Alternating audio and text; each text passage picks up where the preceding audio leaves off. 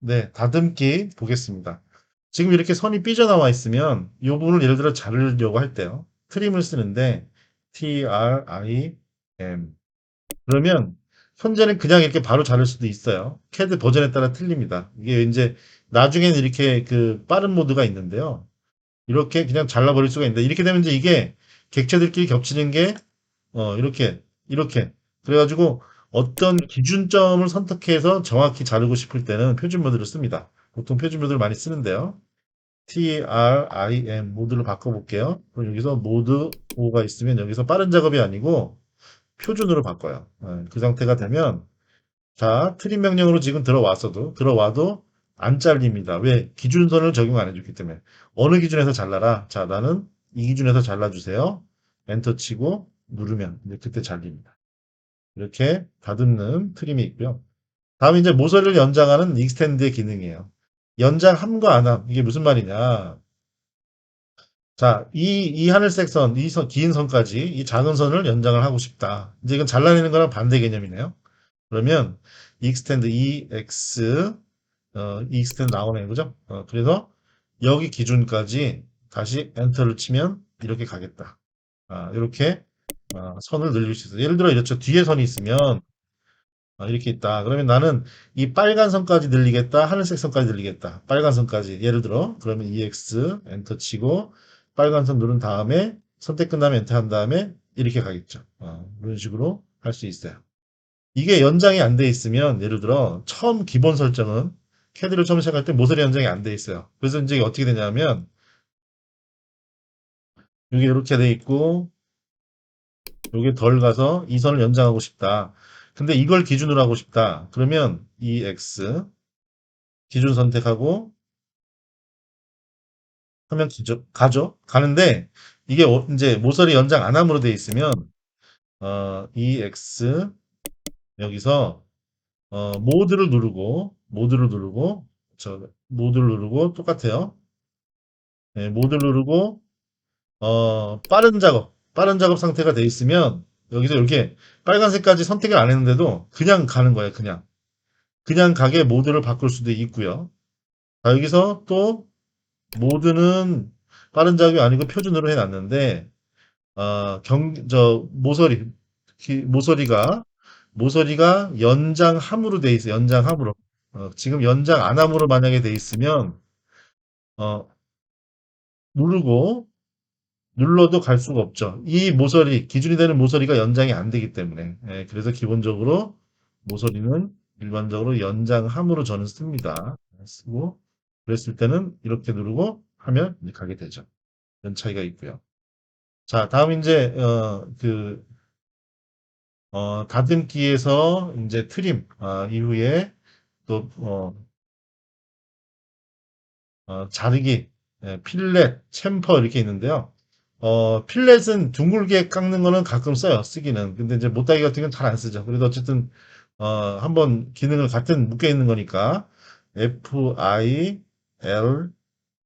FILLET가 전체 명령어예요. 그러면 지금 현재 이렇게 선을 그려놨어요. 그러면 여기서 이렇게 두 개 선을 연결하겠다. 근데 둥그렇게 안 됐네요. 자, 왜 그럴까? 그러면 이 반지름 R 때문에 그래요. 그래서 이 거리를 대략 이렇게 두 점을 찍어서 재보면 100 몇십. 그래서 R 값을 200 정도 제가 줘볼게요. FIL 플랫에 어떻게 첫 번째 R 값을 반지름을 얼마 하겠다? 200으로 하겠다. 자, 그 다음에 이제 두 개 선을 찍으면 이렇게 반지름이 R인 둥근 선이 되죠. 그래서 챔퍼를 하게 되면은 이 A 값, B 값, 이 가로 값, 세로 값을 넣어가지고 하게 되고요. 이 트림으로 해서 깨끗하게 TRIM 이렇게 돼 있으면 이렇게 또 이렇게 잘라줄 수도 있고 이런 방법으로 다듬어서 편집을 하게 됩니다. 자, 그 다음은 해치인데요. 해치는 HATCH 해치를 눌러요.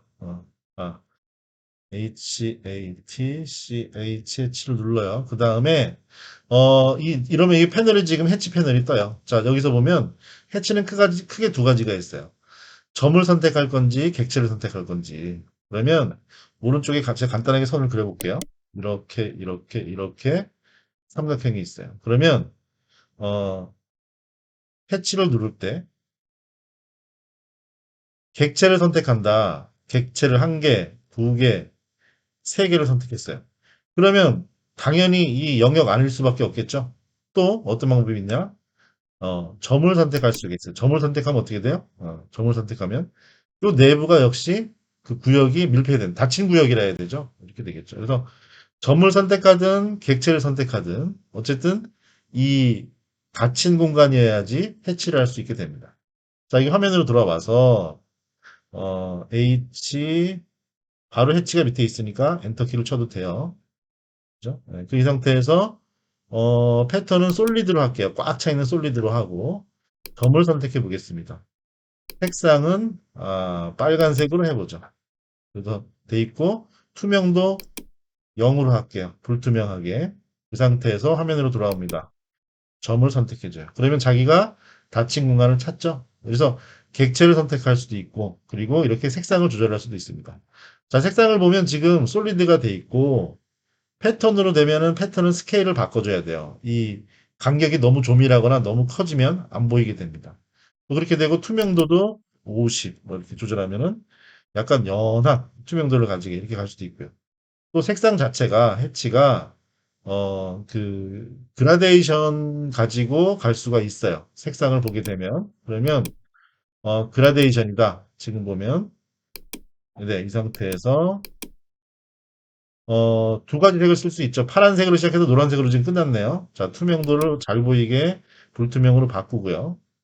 처음에 빨간색으로 시작해서 파란색으로 바꿔가는 그라데이션을 하는데 또 여기서 화살표 펼침으로 선택할 수가 있죠. 원형 그라데이션, 그 다음 위아래 이렇게 퍼져가는 이런 식으로 여러 가지를 선택해서 자기가 원하는 모습을 만들어낼 수도 있습니다. 그래서 패턴은 이런 선이나 이런 그 칸칸이 모양을 격자 모양을 할 수도 있지만 솔리드 이런 그라데이션 이런 것까지 할 수 있도록 확장이 되어 있습니다. 그래서 이 해치를 인대하게 되면 선택창에서 이렇게 선택창에서 이렇게 해치를 기본적으로 여러 가지를 설정을 할 수 있게 되어 있고요. 교재를 참조하시면 될 것 같아요. 그리고 또 원점을 정하는 거에 따라서 이렇게 그 벽돌을 쌓는 거를 할 때도 해치 규격을 정해 놓으면요.